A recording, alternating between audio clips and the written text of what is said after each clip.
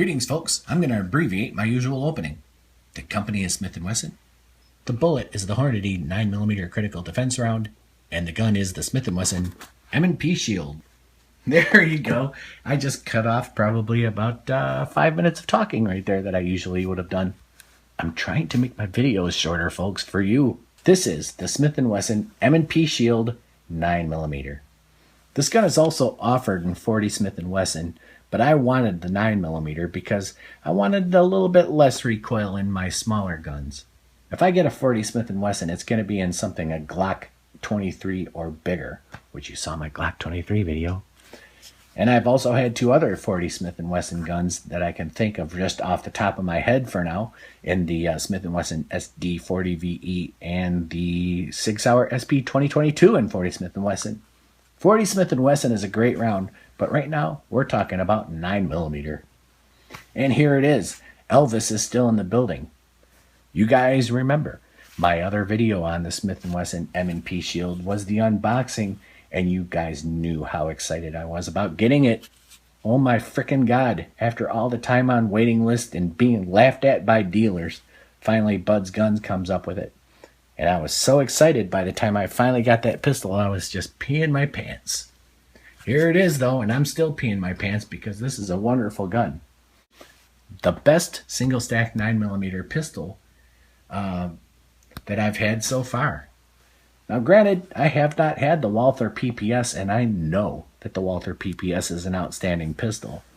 But to me, this pistol is every bit as good as the Walther PPS and not as cost prohibitive. Cost prohibitive is relative, as a matter of fact. I'm sure that gun just cost only about $100 more than this, and that may not be a big chunk of change to some people, but to Mr. Budget Man right here, that is a huge chunk of change and very considerable. This gun is outstanding, folks. Right now, I'm going to come straight out and tell you that I fully recommend this pistol, and I'm going to tell you why. This is a single stack 9mm pistol, and I've had other single stack 9mm pistols before. I had the Taurus PT709, the Beretta Nano, the Ruger LC9, and finally I have this, the M&P Shield. And there are good things about each one of those guns. But the M&P Shield has a little bit of each of what makes all of those good. And a very sturdy, well-made, well-crafted pistol, just like the M&P series of pistols from Smith & Wesson. Very, very good.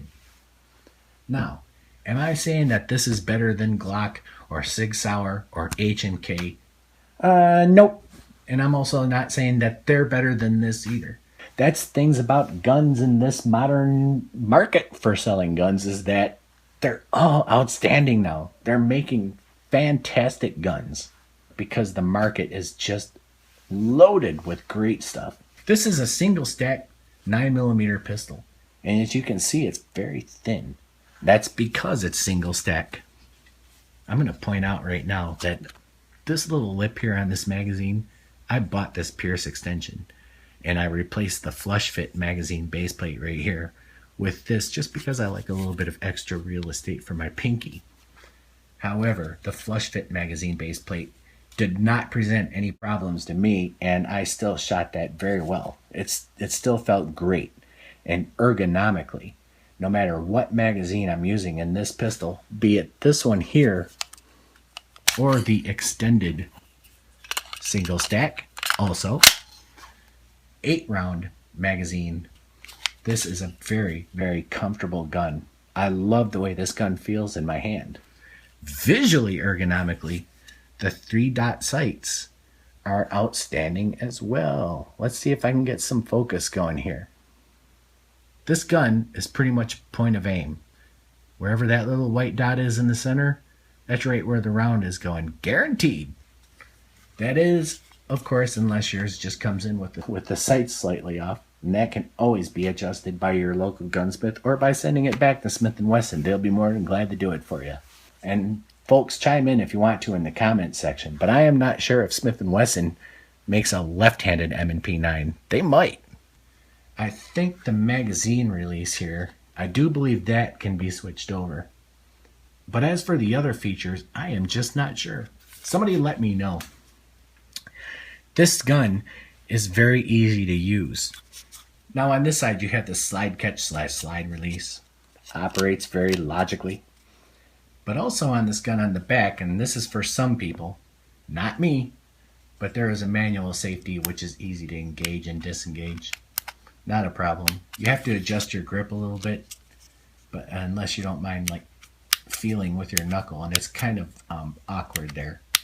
But the good thing about the safety being where it is, it doesn't even exist in my opinion. It's not even a factor to me, the safety. So that's neither here nor there for me. But if you want a safety, here it is. I do believe that you can get one without a safety though. This is the takedown lever right here. And taking down this gun is a breeze. Let's show you. Let's pull the slide back. Engage the slide release, which folks, the one thing that does bug me about this pistol, the one thing I don't like about the M&P Shield, and it's been in both of them, the one I test fired and this one I finally bought, is that pulling this slide back is a whore. It is so freaking hard. You've got to have very strong hands. Now, it's not too hard. I'm not saying I can't handle the pistol. I'm just saying that it is really, really freaking stiff to get back there. You've got this travel here, and you think you'll be able to engage the slide catch. Wrong. It's got an extra like inch that it's got to go back, and that is really, really hard to wrench back there. But anyway, so that's the only part that really bugs me about the pistol. Now, while the slide's back, you look in the top here, there's a little yellow, and I'm not sure if you're going to see it. There's a little yellow lever down here. Doesn't matter. It's worthless. You're supposed to pull back on this thing. You're supposed to pull it forward so that when you finally do the slide release right here, that you can just disengage your slide catch and just easily slide your slide off. You could do that little lever thing each time with whatever little tool or whatever that you can flip it up with, a la the Ruger P95 had the same thing. Or you could just not waste your time, disengage the slide release, dry fire the pistol, and no, it's not going to hurt the pistol, and pull your slide off. I mean, in my opinion, why go through all of that? Dry firing your pistol is not going to hurt your pistol. These are modern firearms. They just don't mess up like that. Internals of this pistol are exactly how you would expect a Smith & Wesson to be, and you can tell that it's a high quality pistol. Double captive spring right here. Comes out with ease. The barrel comes out just like a soap, just like all other guns. And the gun goes back in just the reverse order from which you've taken it apart.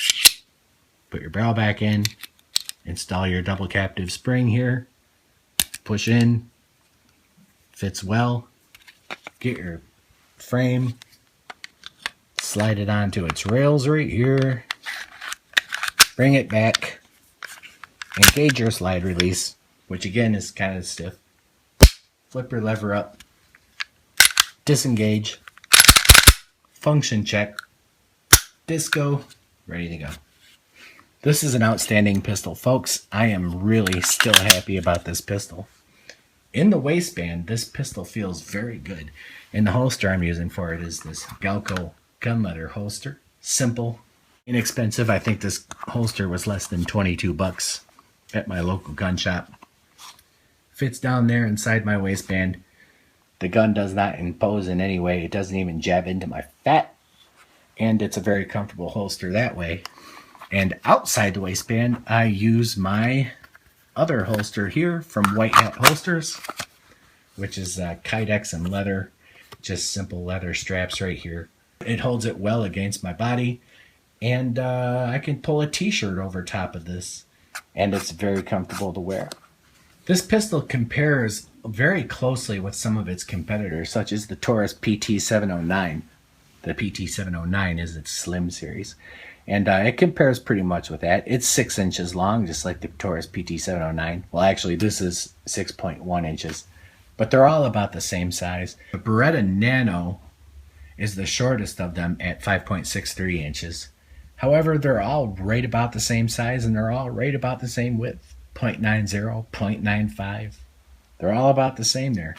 The weight on this gun is 19 ounces. The heaviest of them all is probably the Beretta Nano, which is 19.8 ounces. But it's a shorter gun, and the extra weight in that Nano slide helps keep the recoil down. With this pistol, recoil's not even an issue.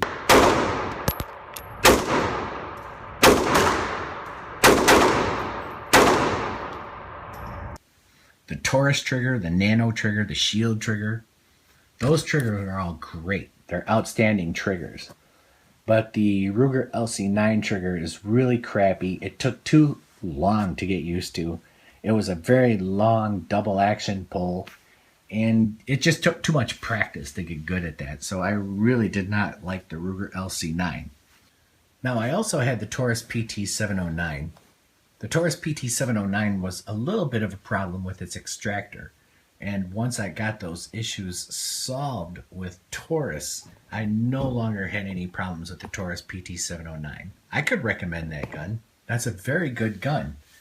It's just unfortunate that if you get the Taurus PT709, you may have extractor issues. And that's kind of a problem. All issues aside with that, that was a good gun. But that was its downside. The Nano's downside, in my opinion, was just that I wanted a little bit more grip than the Nano was affording me. And it only had a 6-round magazine versus a 7-round magazine. And it had the decocking button on the side. It's okay. I mean, that was fine to do that. It decocked the gun and made it unshootable. The only other gun that hasn't had an issue with me, as far as I'm concerned, besides this Smith & Wesson M&P Shield, was the Walther PPS, which I only test fired. I haven't shot it enough to be able to even render a great opinion. But all I can say is shooting that gun was like, wow, outstanding. You know, if I couldn't have my Smith & Wesson M&P Shield, I would pony up the extra $100 and get the Walther PPS. But I got the Shield because the Walther PPS was an extra $100. In some cases it's less, I know, but I just didn't want to have to spend that much more money to get an equal quality gun. I went ahead with the Smith & Wesson M&P Shield. The M&P series has a good reputation. The trigger on this gun is pretty good. It is a good short trigger. It is a nice little, just a very little take up right here, and then a very good snap. And the Shield, from what I understand, was the first in the Smith & Wesson M&P series to get the noticeable audible and tactile reset on the pistol, so that you could tell it was being reset. And then I think the M&P series had followed suit shortly after this gun was. You guys know how I feel about trigger resets, and you know that I feel that as long as the gun fires predictably and consistently each time. But a lot of people do like that tactile and audible reset. But really, folks, when you train with your pistols, you should train, which by the way is not even cocked. When you train with your pistols, you should train in such a way where your finger comes all the way off before it starts re-engaging again. That's really how you train. And in a self-defense situation, you're not going to be looking to feel an audible and tactile reset. But that said, it's a pretty good reset and it's a pretty good trigger pull in this. And now in the newer M&P series pistols, they're equally as good. Right now, these pistols go anywhere from about $360 something, like they are on Bud's guns, to, still about $450, depending on where you're getting it. Your local gun store might have it for more money than $425. But, support your local gun stores if you can. But anyway, this is it. This is the Smith & Wesson M&P 9mm pistol. Coming up soon is going to be some range footage and, of course, the photo and video collage. Thank you for watching my video. I'm Too Improper. My email address is scrolling across the bottom of the screen as we speak right now. That's tooimproper@gmail.com. Write, and I will answer you provided you are polite about what you have to say and if I have the time. Thank you for watching. God bless America, and keep on protecting your families and yourselves, regardless of what this current administration wants you to believe. Protecting your family is your duty, and it's always the right thing to do.